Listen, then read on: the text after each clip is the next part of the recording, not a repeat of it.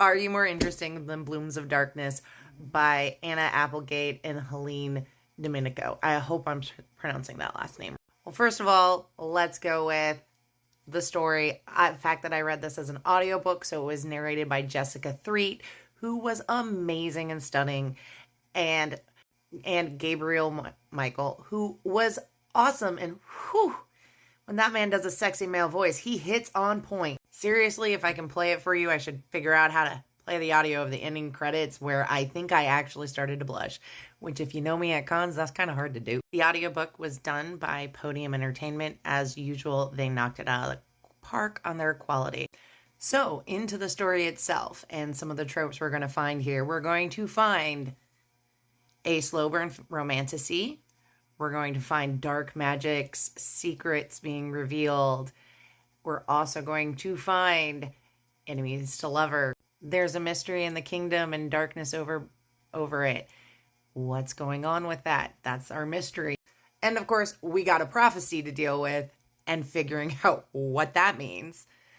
Our main FMC, Lana, she has no magic in a world where all people have magic, all the elves have magic. So I like how they handled this, because if you're somebody who grew up, at least for me, in the 80s and the 90s with a hidden disability, and they treat her lack of magic like it's a hidden disability and something to be hidden away. They do touch on that aspect where people will go, oh, just try harder.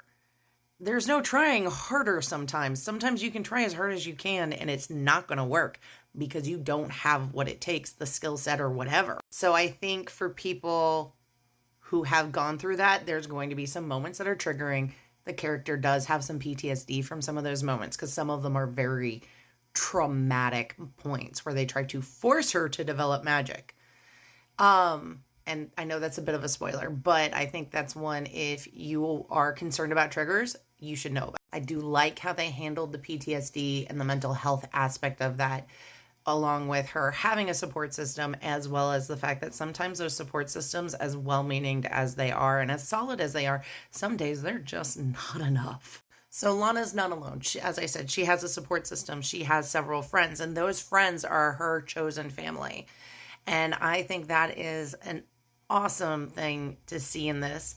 They kind of have almost a Robin Hood and his merry men kind of vibe, only Lana gets to be Robin Hood, which is kind of cool. There's stuff going on in the kingdom, and the people outside the capital need help, and so she's helping them despite her father wanting her to and getting involved. So there's no evil like king that's draining his people. It's just he's trying to protect her, and he's ill and in kind of a state of denial about what's going on. So there's that.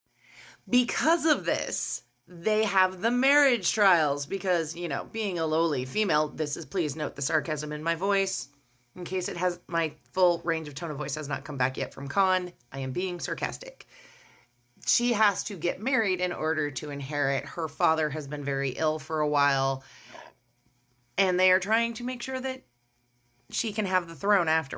So enter the marriage trials, which has very kind of a Squid Game feel in a way, or a Hunger Games, in that there is no plot armor protecting the contestants. So they got to figure out what they're going to do. Sometimes people die, sometimes people don't die, sometimes all the things in between. I'm not going to give any too many spoilers, other than she still has a level of consent by the end of the marriage trials. In theory, not that we necessarily see the end of the marriage trials. When you get to the end of the book, you'll understand what I mean by that, but you got to get there. Our main male character is definitely a shadow daddy. I mean, he's even got shadow magic. He's got a really fun sidekick that I think is absolutely great. And I think you're really going to like this. So near as I can tell, this is supposed to be a trilogy. Book 2 is... I'm pretty certain this is going to be a trilogy, as if you look in the Audible app, you can see where it says book 1, 2, and 3. I know book 2 is out, so if you're reading it in ebook or physical book, you are ahead of me, and I'm going to be jealous, but I'm not going to leave this audiobook series behind because I really like the production value, and the narrators are so good. I just don't want to lose their voices. I know, I'm weird. Whatever. I don't care. I love it. I've already done, like, I guess, I don't know, maybe the fan thing of I already asked Jessica. I'm like, so when am I getting book 2? Because I really more please. I need it now, please. To which she laughed and she says, it's coming. We have to work on it though. So mark my words, as soon as this book goes up on pre-order, I am pre-ordering in audio format. And I will wait and I will, okay, we'll see how well I do on waiting to get to the next book. I may cheat and skip ahead to the paperback because the prose are really that good. As I said in another video, I don't know if it's the prose or the performance, probably most likely the combination of the both. I'm a girl who gets things done while I listen to audiobooks and I love it, but I just kept wanting to sit and sink into this with like a tea or a drink and just savor the moments because it was a really good book. I think this was a perfect summer read and a perfect read for a time when things are stressed and you want to escape into a world that is full and lush, and its problems are not our problems. If you liked the book or you're going to go pick it up, let me know. I'd love to talk about it with somebody else.